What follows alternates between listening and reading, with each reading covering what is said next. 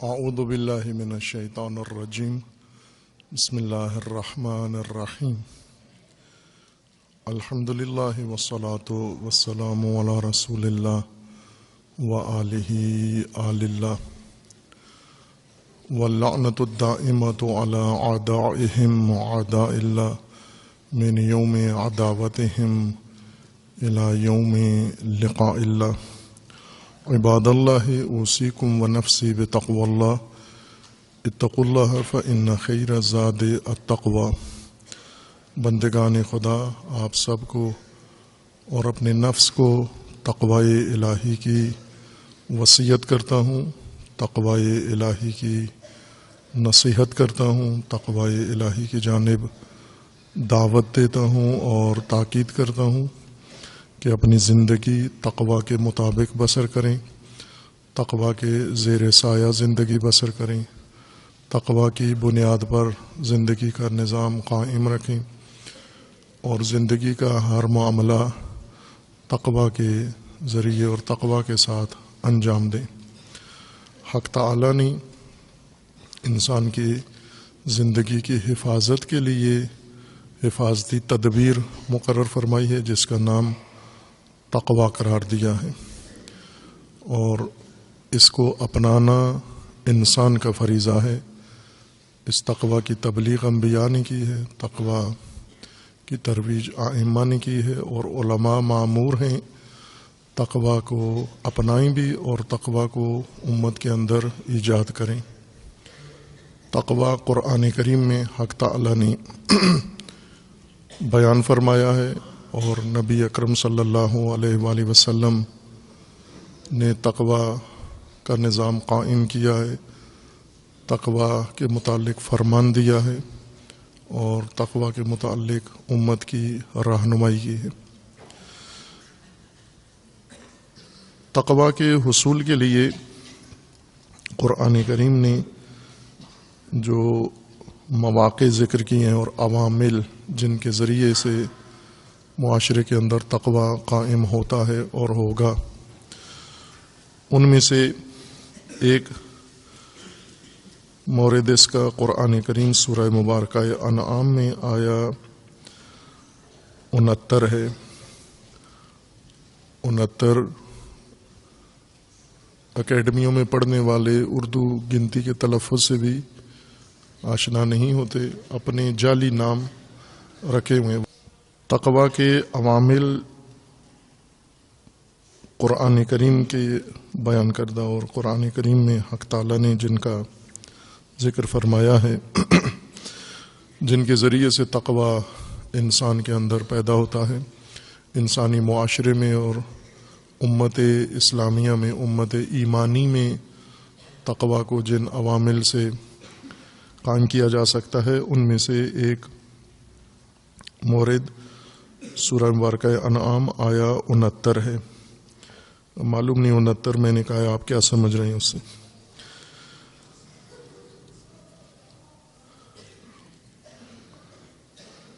آیا 69 میں حق تعالیٰ کا فرمانا ہے وَمَا عَلَى الَّذِينَ يَتَّقُونَ مِنْ حِسَابِهِمْ مِنْ شَيْءٍ وَلَكِنْ ذِكْرَى لَعَلَّهُمْ يَتَّقُونَ۔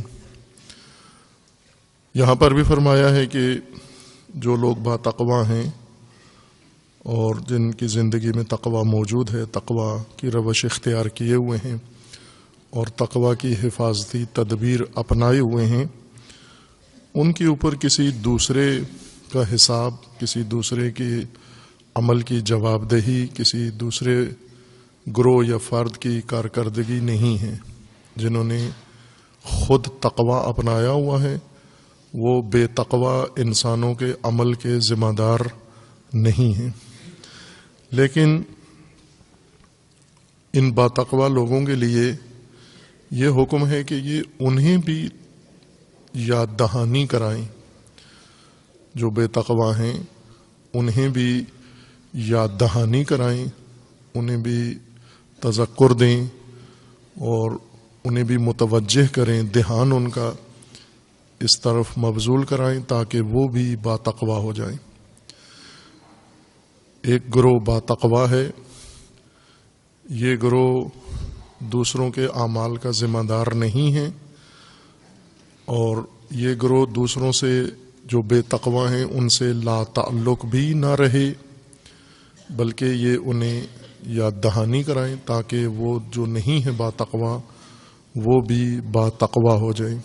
پہلے بھی یہ عامل ذکر ہوا ہے، گزشتہ آیات میں بھی ذکر اور تذکر اور اس کے متعلق وضاحت کی تھی۔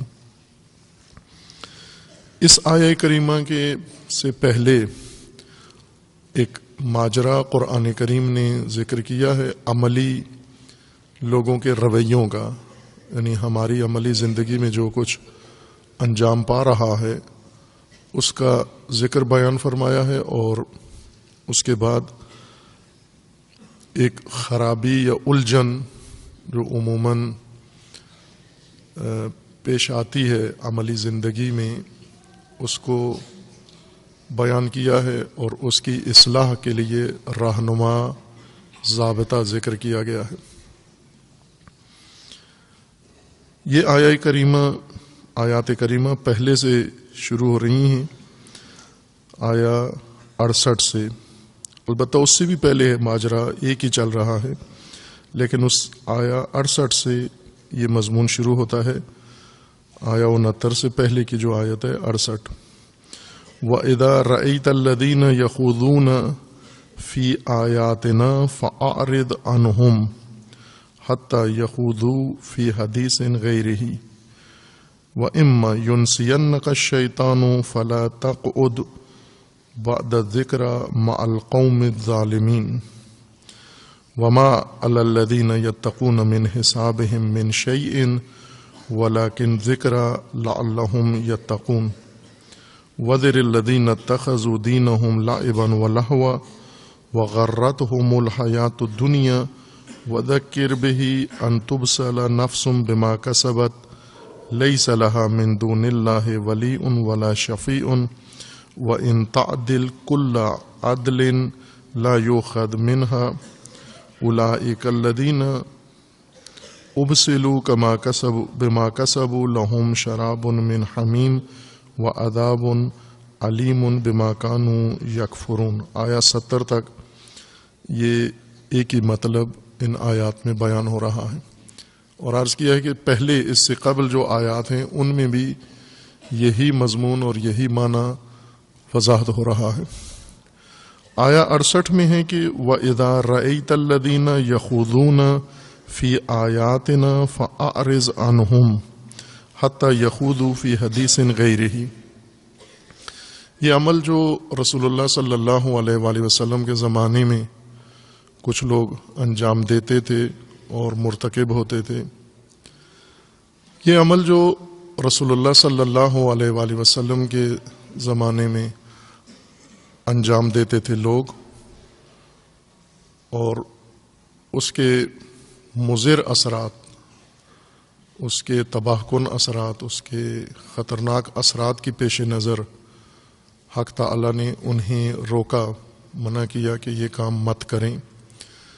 ایک غلطی بے دین لوگ کرتے تھے، اور ان کی غلطی میں بادین لوگ، متدین لوگ شامل ہو جاتے تھے، اور بے دینوں کی مجلس میں، بے دینوں کی محفل میں، بے دینوں کی کانفرنس میں، بے دین افراد کے اجتماع میں جب دیندار چلے جاتے ہیں تو وہ فساد جس کا بے دین فساق و فجار مرتکب ہوتے ہیں اس میں مومنین بھی آلودہ ہو جاتے ہیں۔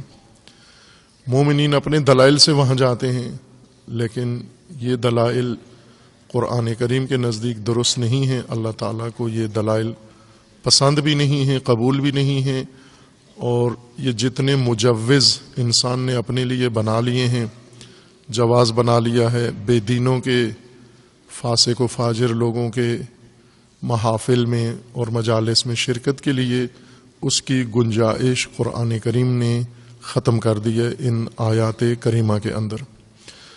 رسول اللہ صلی اللہ علیہ وآلہ وسلم کے زمانے میں کم یہ عمل انجام پاتا تھا، کثرت سے نہیں ہوتا تھا، لیکن آج یہ ایک عمومی رویہ بن گیا ہے. لا ابالی، لاپرواہ مسلمانوں کا ایک عمومی رویہ بن گیا ہے. لا ابالی، جو احکام خدا کی پرواہ نہیں کرتے، جو آداب کی پرواہ نہیں کرتے، جو حدود اللہ کی پرواہ نہیں کرتے، جو احکام الہی کی پرواہ نہیں کرتے، اور اپنی خواہشات اور اپنے خود ساختہ من گھڑت بنائے ہوئے قواعد اور بنائے ہوئے راہوں پر چلتے ہیں. ان کو لا ابالی، لاپرواہ کہتے ہیں. جن کے اندر خشیت نہیں ہے، جن میں خشیت نہ ہو. خشیت پرواہ کو کہتے ہیں، اللہ کی پرواہ کرنا اور با پرواہ زندگی بسر کرنا. یہ پہلے وضاحت کر چکا ہوں، پھر بھی اس کی طرف اشارہ ہوتا رہے گا کہ یہ بہت ضروری ہے یہ حالت اپنے اندر پیدا کرنا کہ ہم خشیت کے ساتھ زندگی بسر کریں. خشیت، پرواہ یعنی چوکنا رہ کر زندگی بسر کریں، ہوشیاری کے ساتھ زندگی بسر کریں، اور ہر لحظے اپنے مد نظر اپنے پروردگار کو رکھیں، اپنے رب کو نظر میں رکھیں. کسی لحظے بھی ہم اپنے رب کی نگاہ سے، علم سے باہر اوجل نہیں ہیں. ہر وقت وہ ہمیں دیکھ رہے اور ہم اس کی بارگاہ میں ہیں، ہم اس کے محضر میں ہیں، اور اس کے اللہ کی بارگاہ میں سب کچھ کر رہے ہیں. یہ اگر احساس ہمارے اندر پیدا ہو جائے، اس دن کانفرنس میں بھی یہ حدیث کسی خطیب نے پڑھی تھی اور آپ کو پہلے بھی بتائی گئی ہے. معروف حدیث ہے اور بڑی اعلیٰ حدیث ہے یہ، جس میں متعدد ائمہ خدا اور معصومین سے مروی ہے. رسول اللہ صلی اللہ علیہ وآلہ وسلم سے بھی مروی ہے، اور امیر المومنین سے بھی، اور امام حسین علیہ الصلاۃ والسلام سے بھی مروی ہے. اور وہ یہ کہ اے پروردگار، احسان کی تشریح میں ہے. احسان کا معنی ہے ایک طرح سے، اور اس میں یہ عرض کرنا ہے خدا کی بارگاہ میں امام کا کہ اے پروردگار، مجھے اس طرح سے بنا کہ میں تجھے دیکھ سکوں، اور اگر یہ مقام مجھے نصیب نہ ہو کہ میں تجھے دیکھ سکوں تو پھر کم از کم اس درجے پہ مجھے قرار دے کہ میں یہ احساس رکھوں کہ تو مجھے دیکھ رہا ہے. اگر یہ انسان اس مقام پہ فائز ہو تو محسن بنتا ہے وہ انسان. اس کو کہتے ہیں جس کو اللہ کا فرمان ہے کہ اللہ پسند کرتا ہے، یحب المحسنین. وہ محسن یہ لوگ ہوتے ہیں جنہیں پرواہ ہے کہ ہر لحظے اللہ کی ذات مجھے دیکھ رہی ہے، میں خدا کے سامنے ہوں، اوجل نہیں ہوں. لیکن لاپرواہ انہیں گمان نہیں ہوتا. ایک لحظے اگر توجہ آتی بھی ہے، پرواہ ہوتی بھی ہے، دوسرے لحظے بے خبر ہو جاتے ہیں. مثلا ابھی آپ پرواہ کے ساتھ، خشیت کے ساتھ بیٹھے ہوئے ہیں. یہ خشیت کیا ہے کہ ہم نماز میں شریک ہیں، جمعے میں شریک ہیں، ہمارے مسئول مدیر سامنے ہیں اور ہر چیز کا وہ نوٹس لے رہے ہیں، تو آپ بالکل خشیت کی حالت میں ہیں، پرواہ کی حالت میں اس وقت بیٹھے ہوئے. یہ خشیت کی حالت ہے. کوئی ایسی حرکت نہیں کرتے جو خلاف ادب ہو، کوئی ایسی بات نہیں کرتے جو خلاف تقدس نماز ہو، خلاف تقدس مسجد ہو. پرواہ ہم اپنی زندگی میں دونوں کام کرتے ہیں. گھر کے اندر ہوں، کوئی بڑا گھر میں ہو تو ہماری ایک حالت ہوتی ہے، جب وہ چلے جائیں پھر اس کے بعد جو کام ہم کرتے ہیں، جو حالت طاری ہوتی ہے، اس کو لاپرواہی کہتے ہیں. لاپرواہی کا مطلب یہ ہوتا ہے کہ احکام ہوتے ہوئے ان کی طرف توجہ نہ رکھنا، دستورات ہوتے ہوئے، ضوابط ہوتے ہوئے، قوانین ہوتے ہوئے انہیں نظر انداز کر دینا، ان کی خلاف ورزی کرنا.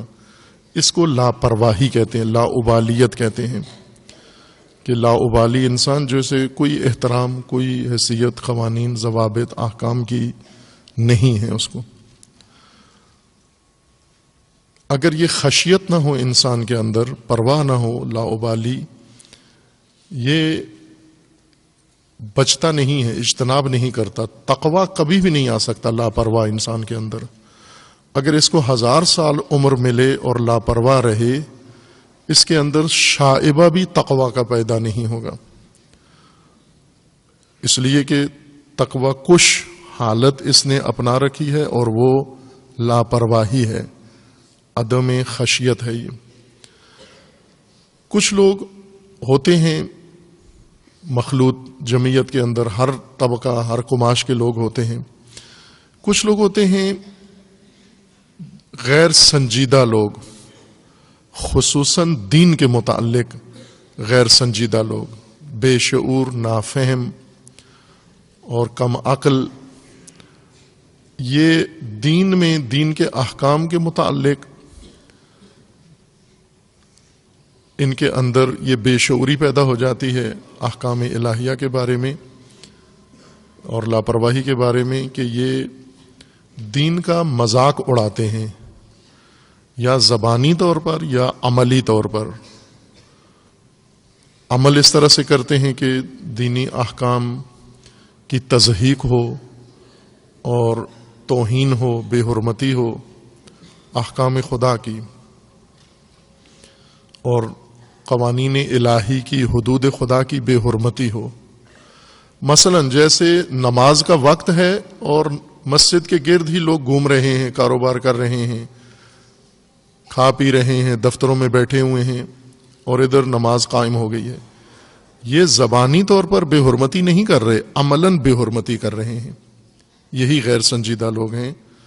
اذان ہو جاتی ہے، نماز قائم ہو جاتی ہے، اور وہ اس میں شمولیت اختیار نہیں کرتا۔ یہ عملاً دین کی تضحیق کر رہا ہے، حد خدا کی توہین کر رہا ہے، بے حرمتی کر رہا ہے، لاپرواہ ہے۔ یہ اس میں خشیت نہیں ہے، اسے کوئی توجہ ہی نہیں ہے کہ نماز کا وقت ہو گیا، جماعت قائم ہو گئی ہے، اور میں اپنے آپ کو فوراً پہنچاؤں عبادت تک اور اپنے فریضہ بجا لوں۔ غیر عبادی امور میں بھی اسی طرح ہے۔ مثلا وقت ہو گیا ہے اپنی ذمہ داری ادا کرنے کا، جاگنے کا وقت ہو گیا ہے، جاگ کر بھی نہیں اٹھ رہا۔ درس کا وقت ہو گیا ہے، اس وقت پہ اپنے آپ کو نہیں پہنچا رہا، کوئی رکاوٹ بھی نہیں ہے، ویسے وقت پاس کر رہا ہے، ٹائم گزار رہا ہے، اور تاخیر سے پہنچتا ہے اپنے منصب پر، اپنی ڈیوٹی پر، اپنے عہد پر۔ یہ لاپرواہی ہے جو ہم روزمرہ مشاہدہ کرتے ہیں۔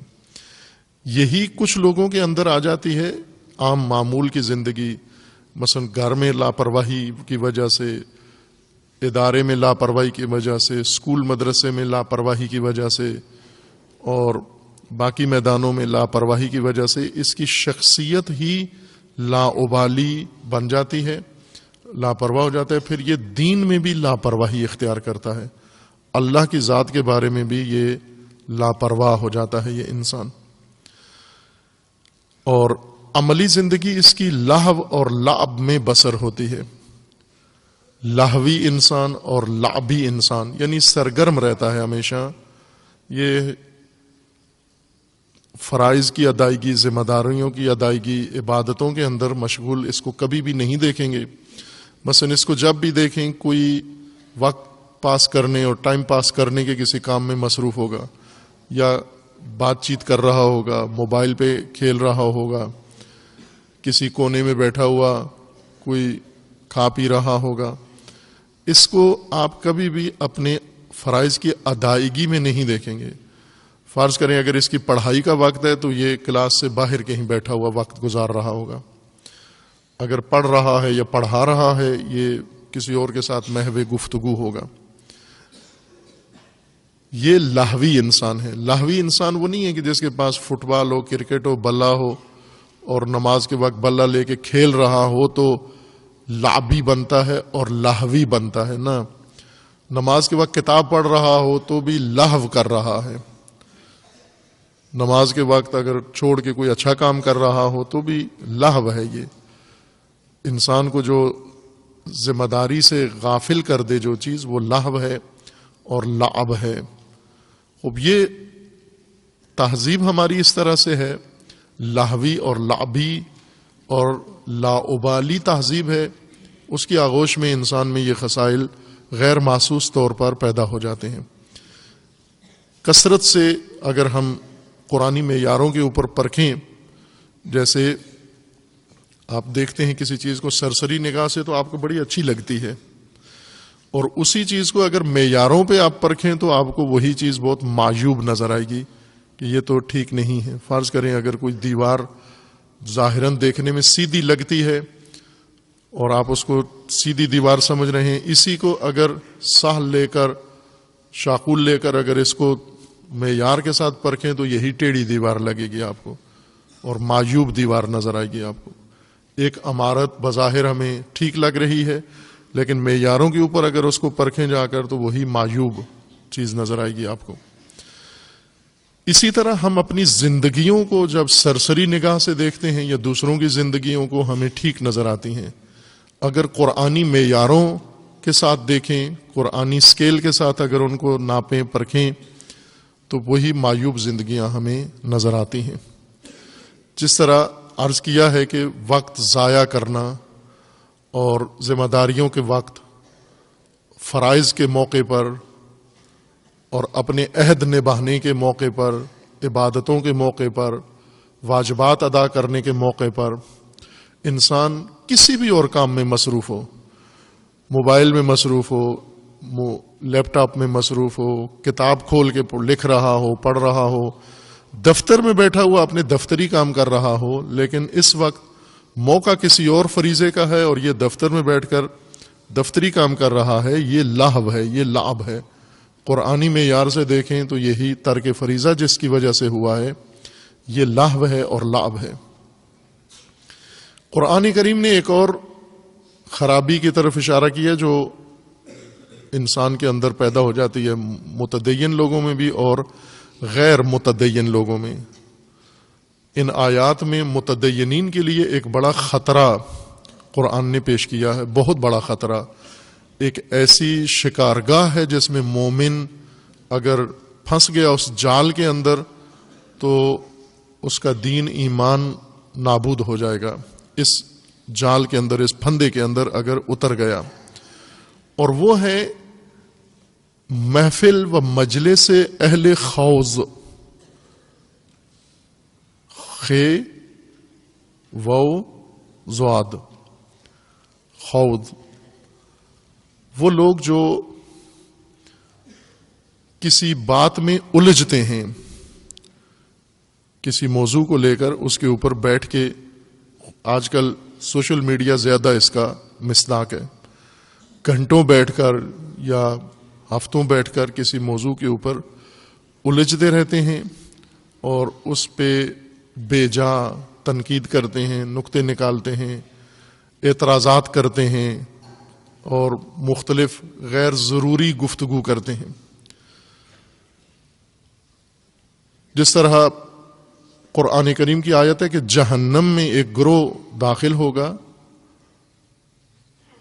اور ان کو ملائکہ دیکھ کر اور اہل جہنم دیکھ کر حیران ہوں گے کہ یہ کس طرح جہنم میں آ گئے اور کیوں آئے, کس چیز نے ان کو جہنم میں دھکیل دیا. وہ ان سے پوچھیں گے کہ آپ کس طرح سے ما سلککم فی سقر, اس جہنم کے بدترین حصے میں تم کیسے آ پہنچے, تمہیں تو نہیں ہونا چاہیے تھا قانوناً قاعدتاً, جس طرح کا تمہیں ماحول میسر تھا, جس طرح کے وسائل تھے تمہارے پاس, جس طرح کی تمہارے ہدایت تمہیں نصیب ہوئی تھی, اس وقت اس صورت میں تو تمہیں یہاں تک نہیں آنا چاہیے تھا جہنم میں. وہ جواب دیں گے کہ کون سی چیز ہمیں جہنم سقر میں لے آئی ہے. وہ یہ جواب دیں گے کہ لم نکو من المصلین, ہم نماز نہیں پڑھتے تھے, ہم مسکین کو, یتیم کو تکریم نہیں کرتے تھے, اطعام نہیں کرتے تھے ہم.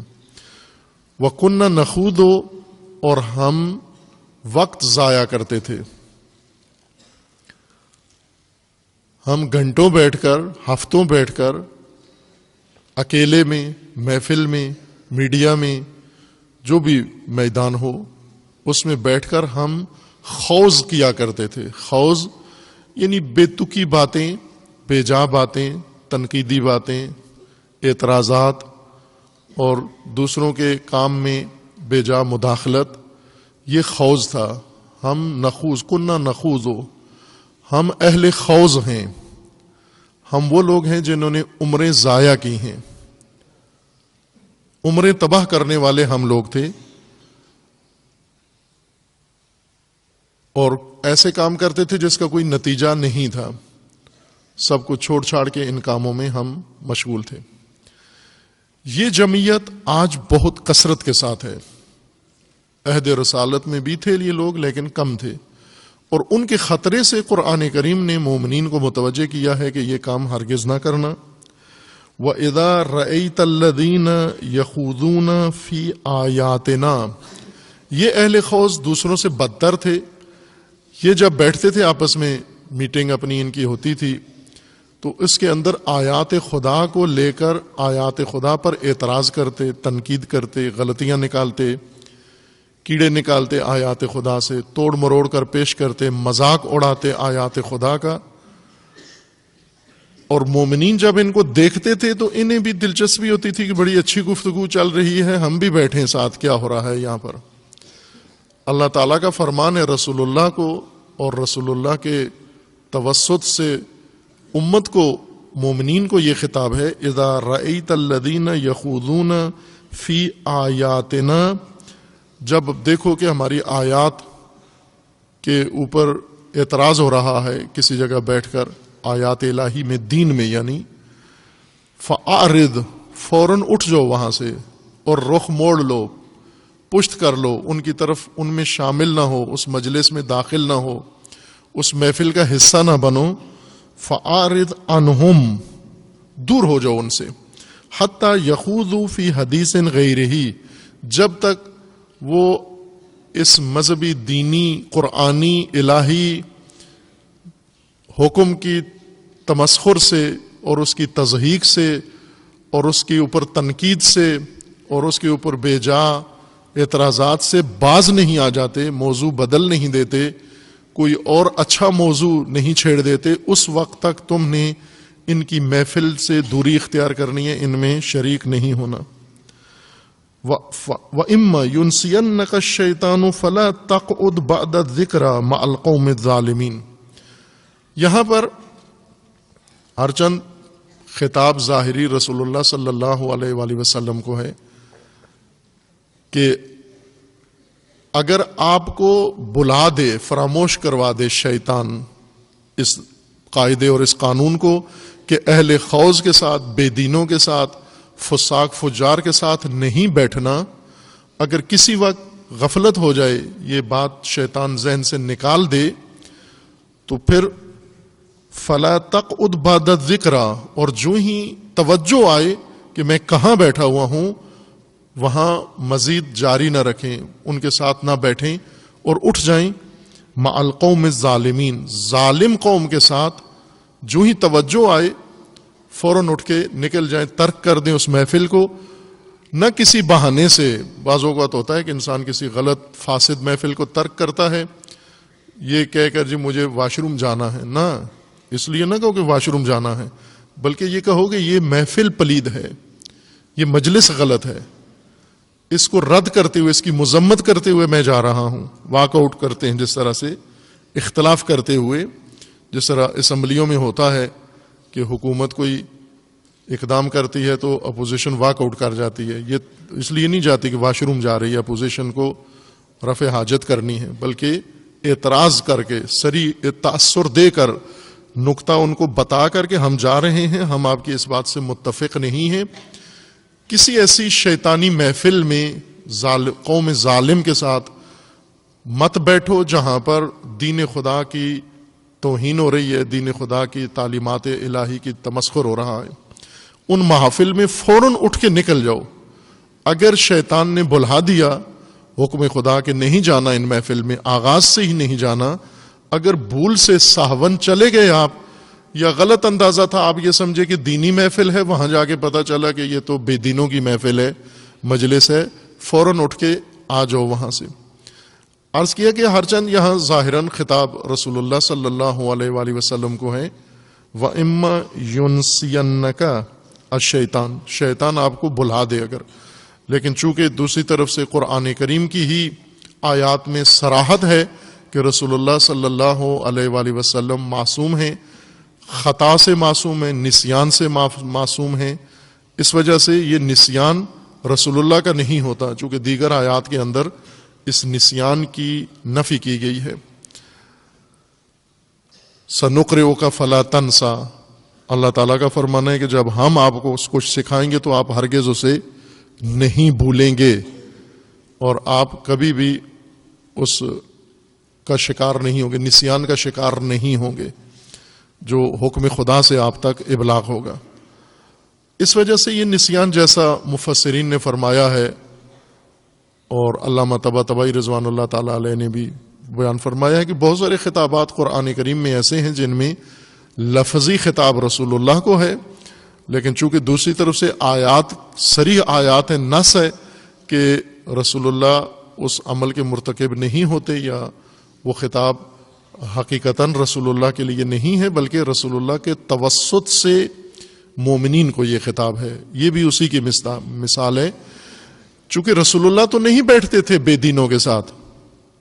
آیت کا جو اصل مصداق ہے وہ یہ کہ جب بے دین لوگ، فاسق فاجر لوگ، دین کا مذاق اڑانے والے لوگ، دین کی تعلیمات کی بے حرمتی کرنے والے لوگ، تحریف کرنے والے لوگ، توہین کرنے والے لوگوں کی مجلس ہو رہی ہو تو رسول اللہ تو کبھی بھی اس میں شریک نہیں ہوئے، اور رسول اللہ کی موجودگی میں ان کو جرأت بھی نہیں ہوتی تھی کہ یہ کام کر سکیں۔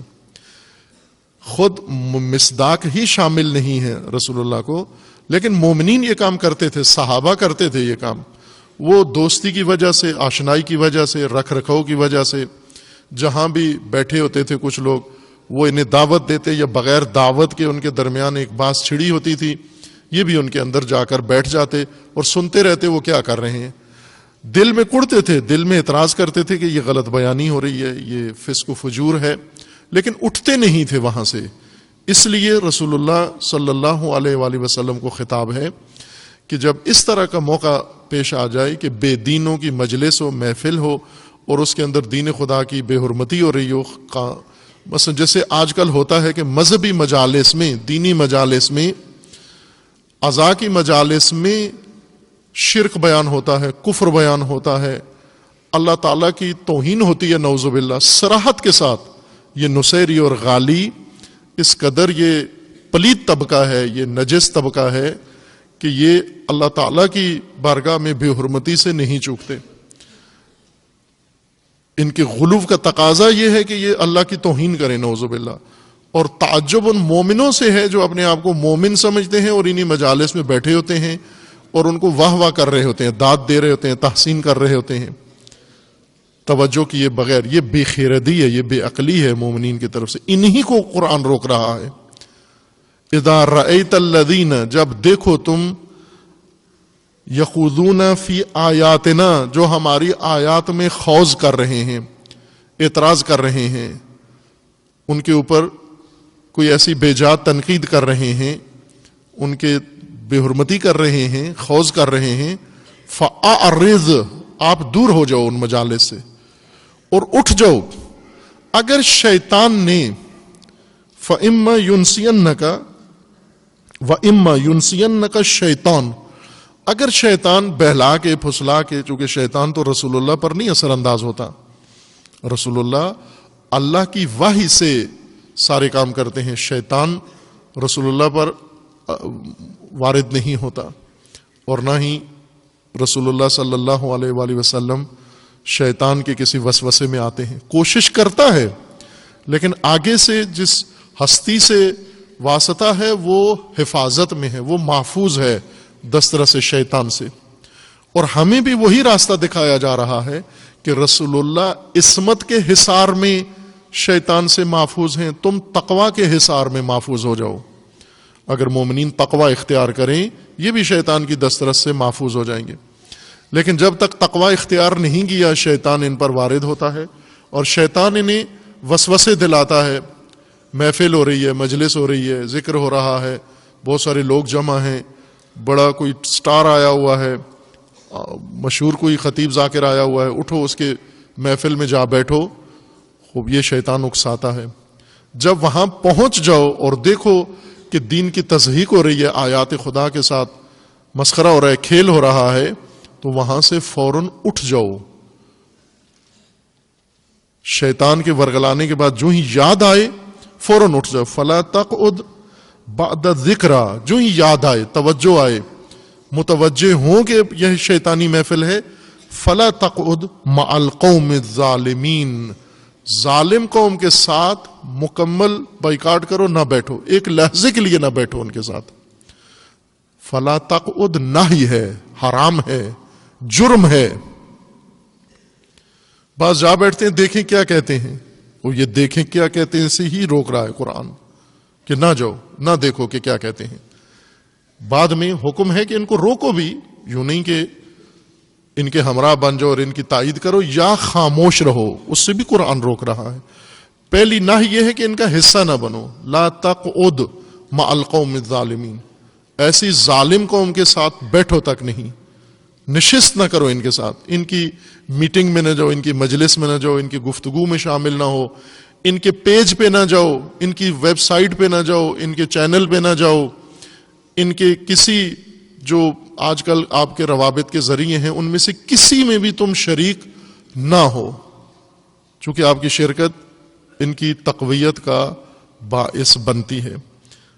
اور پھر اس کے بعد یہ آیا ہے وما علی الذین یتقون من حسابہم من شیء، اور با تقوی لوگوں پر ان کے جرائم، اگر با تقوی لوگ پرہیز کریں ان کے ساتھ بیٹھنے سے، ان کے اعمال کا گناہ، ان کے اعمال کی سزا مومنین کو، متقیوں کو نہیں ملے گی. البتہ ولیکن ذکر لعلہم یتقون، لیکن یہ ہو سکتا ہے کہ انہیں تذکر دیں، انہیں متوجہ کریں کہ آپ لوگ غلط کام کر رہے ہو، آپ دین کے خلاف کام کر رہے ہو، آپ اللہ کے دین کی حدود کو پائمال کر رہے ہو. یہ تذکر ان کو دینا متقین کا فریضہ ہے، اور اس طرح سے لعلہم یتقون کہ وہ بھی متقی ہو جائیں. اس کے بعد بھی اس کا ذکر ہے کہ انشاءاللہ بعد میں اس مضمون کو پیش کریں گے وضاحت کے ساتھ، مصادیق کے ساتھ، تاکہ یہ جرم جو عملاً ہو رہا ہے، مجرمین دین خدا کی تضحیق کرتے ہیں اور مومنین ناخواستہ طور پر یا شیطان کے ورغلانے سے، کسی خناس کے ورغلانے سے اس میں شریک ہو جاتے ہیں، قرآن کریم سختی کے ساتھ روک رہا ہے. اور یہ وہ عوامل ہیں جو مومنین کے اندر تقوی پیدا ہونے نہیں دیتے اور تقوی کا ماحول بننے نہیں دیتے. خوض اور اہل خوض کے ساتھ شراکت اور دوستی اور شمولیت تقوی کی راہ میں سب سے بڑی رکاوٹ ہے. یہ جمعیت کبھی با تقوی نہیں ہو سکتی جو اہل خوض کے ساتھ اٹھتے بیٹھتے ہیں، جو اہل خوض کے ساتھ حشر و نشر رکھتے ہیں، جو اہل خوض میں سے بن جاتے ہیں. یہ ہمیشہ مومن ہوتے ہوئے بے دین اور بے تقوی رہیں گے.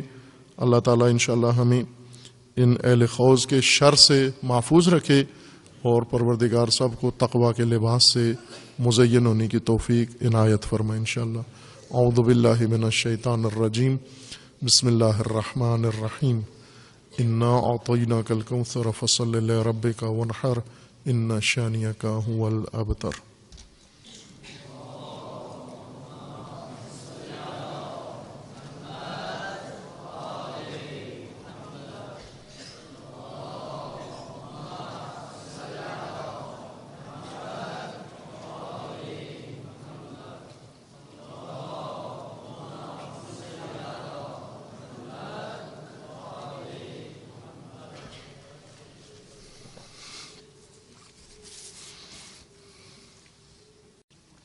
اعوذ باللہ من الشیطان الرجیم، بسم اللہ الرحمن الرحیم.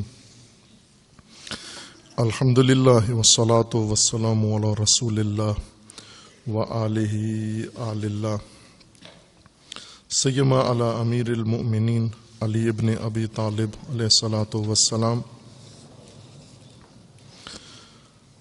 وفاطمۃ الزہرا سیدۃ النساء العالمین، والحسن والحسین سیدی شباب اہل الجنہ وصبطی الرحمہ، وعلی ابن الحسین ومحمد ابن علی وجعفر ابن محمد وموسیٰ ابن جعفر وعلی ابن موسیٰ ومحمد ابن علی وعلی ابن محمد والحسن ابن علی والحجت ابن الحسن القائم المنتظر المہدی، حجج اللہ علی عبادہ وامناؤہ فی بلادہ، واللعن علی اعدائہم اجمعین من الآن الی قیام یوم الدین.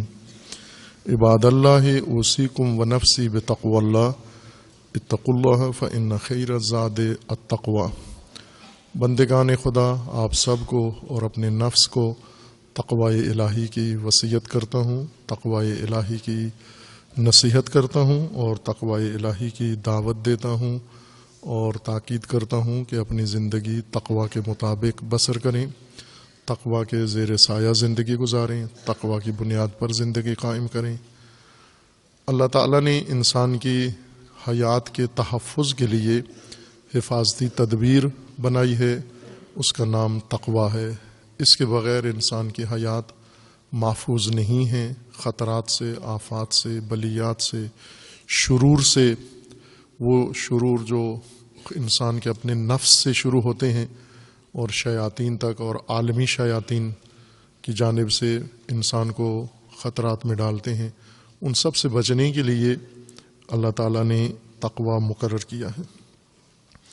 تقوی کے قیام کے لیے، امت با تقوی بننے اور بنانے کے لیے نظام با تقوی، حکومت با تقوی، سیاست با تقوی، امت با تقوی، با تقوی خاندان، با تقوی فرد، با تقوی مومن، با تقوی مرد، با تقوی عورت، با تقوی جوان بنانے کے لیے اللہ تعالیٰ نے اہتمام فرمایا ہے، اور اس اہتمام کا ایک حصہ، ایک جز نماز جمعہ ہے، صلاۃ الجمعہ، جو نماز یومیہ میں سے ایک خصوصی اہمیت کے ساتھ اور خاص ترتیب اور ترکیب کے ساتھ فریضہ کے طور پر مقرر فرمایا ہے، تاکہ مومنین نماز جمعہ میں تقوی کی ممارست بھی کریں، مشق بھی کریں اور تقوی کے نظام کو سمجھیں بھی اور اسے قائم بھی کریں۔ لیکن یہ منبع تقوی اور میدان تقوی کے ترویج کا سب سے بڑا ذریعہ ہفتگی، یہ خود مشکلات کا شکار ہوا ہے، اور بہت ساری متعدد مشکلات ہیں جن کی طرف پہلے اشارہ کیا تھا۔ ان میں سے ایک فہم دین میں پیش آنے والی مشکلات نماز جمعہ کی اہمیت کو ختم کرنے کا باعث بنی ہے، بلکہ ترک نماز جمعہ کا باعث یہ شناخت بنی ہے، فہم دین، جس کو عموماً لوگ اجتہادی خطا کہہ سکتے ہیں، کہ یہ اجتہادی خطائیں کتنا بڑا ضرر ان کا ہوتا ہے اور ہوا ہے تاریخ بھر میں۔ بڑے بڑے جتنے بھی انحرافات پیدا ہوئے ہیں ان سب کو اجتہادی خطا کے تحت جواز فراہم کیا گیا ہے، اور ظاہر ہے یہ اجتہادی خطائیں صرف ایک علمی خطا کے طور پر نہیں ہوتی، لکنت زبان یا لغزش زبان نہیں ہوتی، بلکہ اس کے آثار تاریخی ہوتے ہیں، صدیوں پر محیط ہوتے ہیں، امت پر اس کے اثرات پڑتے ہیں کہ تاریخ ایسے ناگوار خطاؤں سے بھری ہوئی ہے، ایسی اجتہادی خطاؤں سے۔ جبکہ خطا کی کسی جگہ گنجائش نہیں ہوتی، یہ بھی ایک اہم پہلو ہے کہ بعض جگہ خطا کی گنجائش ہوتی ہے اور انسان خطا کر بیٹھتا ہے، لیکن جہاں خطا کی گنجائش ہی نہ ہو اور وہاں خطا قرار دیا جائے تو یہ خود خطا ہے، کہ جہاں موقع ہی نہیں ہے خطا کرنے کا، کیسے خطا ہو سکتی ہے؟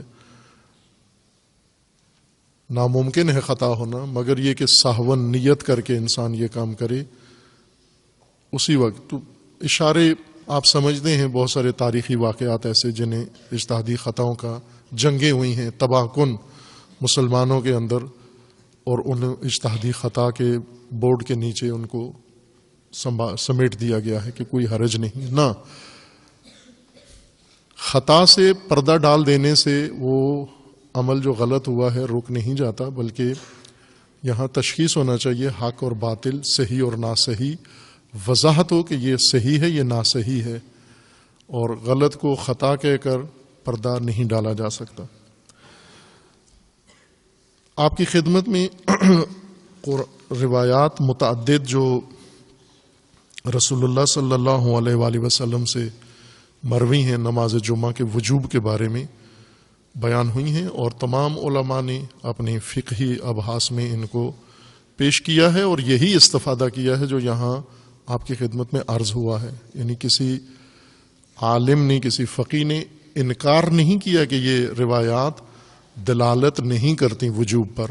کسی ایک فقی کا بھی یہ ان روایات جو ذکر کی گئی ہیں ان کے بارے میں یہ موقف نہیں ہے، انکار نہیں ہے۔ یہاں کسی نے نہیں کہا کہ یہ روایات وجوب پر دلالت نہیں کرتی. انہیں قبول کیا. قرآن کریم کی آیت کو بھی سب نے مانا ہے کہ وجوب پر دلالت کرتی ہے اور وجوب مطلق پر دلالت کرتی ہے. اسی طرح روایات بھی جو رسول اللہ سے منقول ہیں اور ائمہ ہدی علیہم السلام سے، ان کے متعلق بھی سب کی متفقہ رائے ہے کہ یہ وجوب پر ہی دلالت کرتی ہیں. لیکن ساتھ یہ کہا ہے کہ کچھ اور روایات ہیں جنہوں نے ان روایات کے مقابلے میں دوسرا مضمون پیش کیا ہے، اور ان روایات کی وجہ سے ان روایات سے دستبردار ہو گئے ہیں.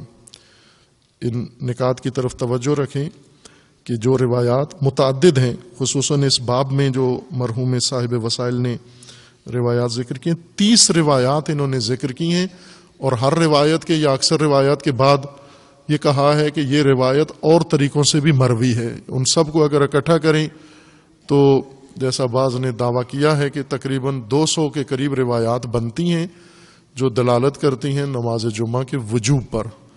اگر تکراری سندوں والی بھی بیچ میں شامل کر لیں جنہیں انہوں نے ہر روایت کے بعد کہا ہے کہ یہی روایت اور سند سے بھی منقول ہے، تو لگ بھگ صاحب وسائل کے بقول کے 200 کے قریب روایات بنتی ہیں یہ جن کی دلالت ہے کہ نماز جمعہ واجب ہے. اور ان علماء نے، تمام علماء نے ان روایات سے وجوب جمعہ ہی استفادہ کیا ہے. پہلا مطلب یہ ہے. دوسرا یہ ہے کہ یہ دعویٰ کیا گیا ہے کہ ان روایات کے مقابلے میں ایسی روایات ہیں جو نماز جمعہ کے وجوب پر دلالت نہیں کرتی، یا نماز جمعہ کے وجوب کی نفی کرتی ہیں، یا وجوب تخییری ان روایات کی مدد سے بیان ہوا ہے. ان میں سب سے اہم وہ روایات ہیں جن کے اندر یہ آیا ہے کہ نماز جمعہ امام کے ہمراہ قائم ہوگی. جیسے یہیں ایک روایت آپ کی خدمت میں بیان کی تھی جو امام علیہ السلام سے منقول تھی کہ نماز جمعہ واجب ہے سب پر مع الامام. اس تعبیر مع الامام سے یہ شائبہ ذہن میں آیا ہے کہ مراد امام معصوم ہیں، اور امام معصوم کے بغیر نماز جمعہ قائم نہیں ہو سکتا. یا امام معصوم خود ہوں یا منصوب امام معصوم ہو کوئی امام معصوم کے حضور کے زمانے میں، تو نماز جمعہ اس وقت منعقد ہوگا. ورنہ بعضوں نے کہا ہے جائز نہیں ہے، بعضوں نے کہا ہے واجب تخییری ہے. خوب اگر امام کے ہمراہ نماز جمعہ برفرض 8ویں روایت تھی اس باب کے اندر.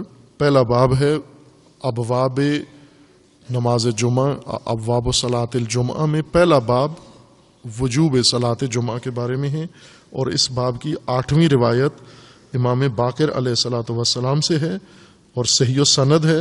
زرارۃ ابن عین نے یہ روایت نقل کی ہے. امام علیہ السلام نے، امام باقر علیہ السلام نے فرمایا صلاۃ الجمعۃ فریضۃ والاجتماع الیہا فریضۃ مع الامام. امام کے ہمراہ یہ فریضہ ہے، امام کے ساتھ یہ نماز جمعہ فریضہ ہے. اجتماع نماز جمعہ فریضہ ہے، اس میں امام کا ذکر نہیں ہے. 2 جملے ہیں، صلاۃ الجمعۃ فریضۃ یہاں نہیں ہے امام کا ذکر، والاجتماع الیہا فریضۃ مع الامام. اجتماع نماز جمعہ کا، قیام و انعقاد نماز جمعہ کا امام کے ساتھ واجب ہے. یہ بھی فَإِن تَرَكَ رَجُلٌ مِّن غَيْرِ عِلَّةٍ ثَلَاثَ جُمُعَ فَقَدْ تَرَكَ ثَلَاثَ فَرَائِض. جس نے 3 متواتر مسلسل نماز جمعہ ترک کر دیے وہ وَلَا يَدْعُ ثَلَاث فَرَائِض مِّن غَيْرِ عِلَّةٍ إِلَّا منافق. جس نے 3 نماز جمعہ تسلسل کے ساتھ چھوڑ دیے اس نے 3 فریضے ترک کر دیے ہیں، اور جو مسلسل 3 فریضے ترک کرے وہ منافق ہوتا ہے. منافق کے علاوہ مومن کبھی بھی یہ کام نہیں کرتا کہ 3 فریضے مسلسل متواتر بغیر وقفے کے متوالیاً ترک کر دے. اس روایت میں امام کا لفظ ہے، اور بھی بہت ساری روایات ہیں جن کے اندر مع الامام کا ذکر آیا ہے. بس پہلی روایات جو پیش کی ہیں جن میں امام کا اکثر میں ذکر نہیں ہے، اور ان سب میں یہ دلالت تام ہے کہ نماز جمعہ واجب ہے، واجب تعیینی نہ واجب تخییری. کسی روایت میں تخییری کا لفظ ہے ہی نہیں، تخییری واجب ہیں، یہ علیحدہ ایک باب ہے کہ واجب تخییری آیا شارع مقدس کی طرف سے مقرر کیے گئے ہیں واجبات تخییریہ ہیں. اب آیا عبادات میں واجبات تخییریہ ہیں یا نہیں ابتداءً شارع مقدس کی جانب سے؟ غیر عبادات میں تو ہیں، جیسے کفارات ہیں. واجب تخییری کی مثال کفارات ہیں کہ اگر کسی نے جان بوجھ کر روزہ کھا لیا تو روزے کا کفارہ ہے. یہ کفارہ بصورت تخییر ہے، یعنی اس کا اختیار مکلف کو دے دیا گیا ہے کہ جو آسانی سمجھتے ہو یا جو مقدور ہے تمہارے لیے وہ کرو. یا 60 روزے رکھو مسلسل بغیر وقفے کے، یا 60 مسکینوں کو کھانا کھلاؤ، یا غلام آزاد کراؤ، پیسے دے کے غلام خریدو اور اس کو راہ خدا میں آزاد کر دو. غلام آزاد کرنا، روزے رکھنا 60 یا 60 فقیروں کو کھانا کھلانا، یہ تخییر دین کے اندر ہے، روایات کے اندر ہے، قرآن کے اندر ہے کہ یہ کام آپ کر سکتے ہو. لیکن آیا عبادتیں بھی ایسی ہیں جن میں تخییر ہے کہ یا نماز پڑھ لو، یا نماز نہیں پڑھنا چاہتے ہو روزہ رکھ لو؟ کفارات میں ہے، حج کے اندر بھی کفارے کے طور پر تخییر ہے، اور روزے کے اندر بھی کفارہ کے طور پر کفارات میں تخییر ہے. لیکن آیا نماز جمعہ کے علاوہ کوئی ایسی مثال ہے جس میں عبادتوں میں تخییر جعل کی گئی ہو کہ مومن کو اختیار ہے یہ کام کر لے یا وہ کام کر لے؟ یہ ایک الگ باب ہے، اہل علم کے لیے اس کو مطالعہ کریں کہ اگر ہے تخییر وہ بھی دلیل بن سکتی ہے. پہلی روایات جو عرض کیا تھا کہ 30 کے قریب روایات صاحب وسائل نے ذکر کی ہیں، ان سب کی دلالت ہے وجوب کے اوپر کہ نماز جمعہ واجب ہے بلا شک و شبہ. ساتھ بعض علماء نے یہ کہا ہے کہ اور ان کے علاوہ کچھ روایات ہیں جن میں امام کا لفظ آیا ہے کہ امام کے ہوتے ہوئے نماز جمعہ واجب ہے، اور امام سے مراد انہوں نے امام معصوم لیا ہے کہ اس سے مراد امام منصوب من اللہ امام معصوم ہیں، وہی جو معروف ہیں. مثلا امامیہ اعتقاد کے مطابق ائمہ 12 12 امام، ان کی موجودگی میں نماز جمعہ واجب ہوگا ورنہ واجب نہیں ہوگا. خب اول تو یہ پہلے عرض کیا تھا کہ جمعہ کے علاوہ کوئی اور ایسا واجب نہیں ہے جو امام سے مشروط ہو یا رسول اللہ سے مشروط ہو. اگر کسی شخصیت کے ساتھ یا کسی عہدے کے ساتھ مشروط رکھنا تھا تو سب سے پہلے حق یہ کہ رسول اللہ کے ساتھ ساری چیزیں مشروط ہو جاتی کہ نماز جماعت بھی اس وقت تک واجب ہے جب تک رسول اللہ ہیں یا نبی ہیں. جب انبیاء کے وجود کے ساتھ کوئی دین کا حکم مشروط نہیں ہوا، اوصیاء کے ساتھ کیسے مشروط ہو گیا؟ اولا تو انبیاء ہیں جن کے اوپر شریعت نازل ہوئی ہے، جو یہ احکام لے کر آئے ہیں. اور نماز جمعہ کے متعلق رسول اللہ کا فرمان ہے کہ نماز جمعہ واجب ہے میری حیات میں بھی اور میری ممات کے بعد قیامت تک واجب ہے، بغیر استثناء کے رسول اللہ نے یہ فرمایا. خوب امام کے ساتھ آیا یہ روایات جن میں ذکر امام آیا ہے، امام معصوم جنہوں نے مراد لیا ہے، آیا یہ فہم ان کی مکمل ہے، درست ہے؟ قرینہ ہے کوئی ان روایات کے اندر جن میں ہم یہ استدلال کریں کہ امام معصوم مراد ہیں؟ دو بڑی دلیلیں لی جاتی ہیں نماز جمعہ کے وجوب تخییری کے اوپر. ایک یہی کہ مشروط ہے امام معصوم کے ساتھ، اور اب چونکہ عرصہ غیبت کبریٰ ہے اس وجہ سے نماز جمعہ واجب تخییری ہو گیا ہے. اگر امام معصوم کے ساتھ برفرض امام معصوم کے ساتھ نماز جمعہ مشروط ہے اور اب امام غائب ہیں تو نتیجہ تو بہت سادہ سا عام آدمی کو بھی سمجھ میں آ جاتا ہے کہ جب شرط نہ ہو تو مشروط تخییری نہیں ہوتا بلکہ مشروط منتفی ہو جاتا ہے. اگر نماز جمعہ امام معصوم کے ساتھ مشروط ہے اور اس وقت زمانہ غیبت کبریٰ میں امام معصوم نہیں ہیں، پردہ غیبت میں ہیں، تو پھر نتیجہ کیا؟ وجوب تخییری نکلتا ہے. مثلا نماز آپ پر واجب ہے اگر زوال کا وقت ہو جائے، زوال ہوگا ظہر کا تو نماز واجب ہے. اگر زوال نہیں ہوا تو واجب تخییری ہو جائے گی نماز ظہر. واجب ہی نہیں ہے سرے سے. چونکہ وجوب جب مشروط ہو گیا اس کا تو پھر اس شرط کے فقدان کی صورت میں وجوب ختم ہو جاتا ہے. اس صورت میں ان لوگوں کا فتویٰ درست ہوگا جنہوں نے کہا ہے کہ زمانہ غیبت میں نماز جمعہ جائز ہی نہیں ہے. چونکہ جب شرط نہ ہو تو مشروط خود ہی ختم ہو جاتا ہے, وجوب تخیری نہیں نکلتا یہاں سے. بہت سارے واجبات ہیں جن کی شرائط ہیں, جیسے اگر چاند نظر آیا تو روزہ واجب ہے آپ پر. اب اگر چاند نظر نہ آیا روزہ واجب تعینی ہے, اگر چاند نظر نہ آیا تو روزہ واجب تخیری ہے, واجب نہیں ہے. اگر زوال ہوا تو نماز واجب تعینی ہے, اگر زوال نہیں ہوا تو نماز واجب تخیری نہیں ہوتی. یہ کیسا استدلال ہوا کہ امام کے ساتھ مشروط ہے اور امام نہیں ہے. جب امام نہیں ہے پس کیا ہو گیا, نماز جمعہ واجب تخیری ہو گیا. امام نہ ہونے کی صورت میں, امام نہ ہونے کی صورت میں اگر مشروط ہے تو نماز واجب ہی نہیں ہے.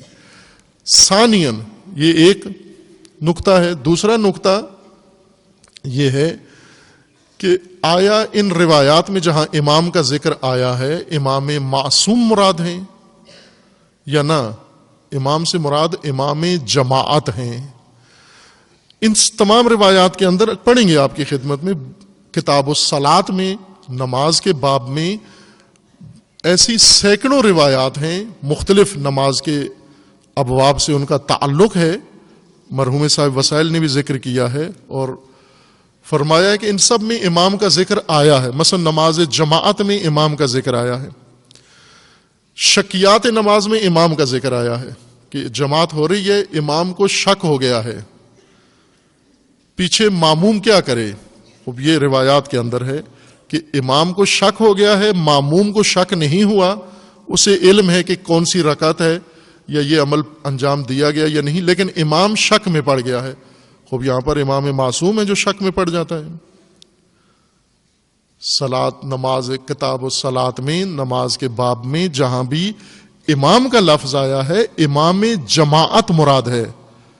امام جماعت جس کے اندر شرائط ذکر کی گئی ہیں کہ یہ شرائط ہونی چاہیے امام جماعت کے اندر, اگر وہ شرائط کسی کے اندر بھی ہیں وہ نماز جماعت کا امام کہلا سکتا ہے. اور یہ اصطلاح بھی شرعی اصطلاح ہے. دراصل یہ جو استنباط ہے امام کو فوراً امام لے لینا, یہ فقہا کی ذہنیت نہیں ہے, یہ متکلمین کی ذہنیت ہے. جس طرح ابھی پاکستان میں ہے نا کہ ہمارا جو قومی مزاج ہے پاکستان میں, یہ مثلا اہل سنت بریلوی اہل سنت کا مزاج وہ رسول اللہ کے ساتھ عاشقانہ مزاج ہے کہ یہ عاشق رسول ہیں. ان کے سامنے جو بھی بات آپ پیش کریں گے تو وہ عقیدت اور عشق کے وادی میں لے جائیں گے. شیعہ اہل بیت کے ساتھ عقیدت و عشق رکھتے ہیں تو جو بھی بات دیکھیں گے یہ عقیدت کی ذہنیت سے ہر بات کو دیکھتے ہیں. اب اسی طرح کلامی ذہنیت, علم کلام عقائدی ایک اعتقادی ذہنیت میں چونکہ ایک بڑا اہم مسئلہ ہے, امامت کا موضوع, خلافت کا موضوع, امت کی امامت کا اہم ترین کلامی مسئلہ ہے. اگر کلامی ذہنیت انسان رکھتا ہو اور کلامی ذہنیت لے کر فقہی روایات میں آ جائے تو اس کے ذہن میں وہی کلامی اصطلاحات گھومتی رہتی ہیں.